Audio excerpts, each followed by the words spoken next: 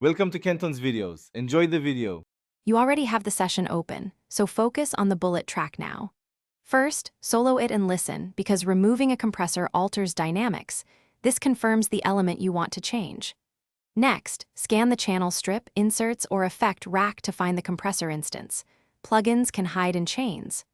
Once done, save a copy of the project. Make sure to disable any compressor automation so you don't lose envelopes when you remove the plugin. This protects your work while you proceed. You should bypass the compressor first. This lets you hear the raw signal and decide if full removal is right. Once bypassed, open the effect chain or rack and select the compressor module. Don't delete entire racks unless you intend to. If it's an ascend or parallel bus, trace the routing and remove or mute that send to stop indirect compression.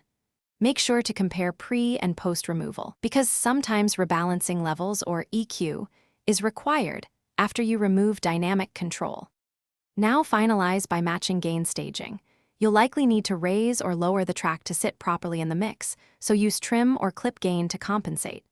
Once levels feel right, re-enable automation you previously disabled and check transitions and fades. If the mix feels worse, don't panic.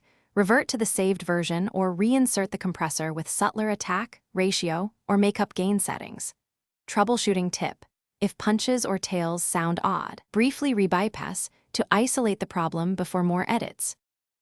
Thanks for watching. Consider subscribing if we helped you.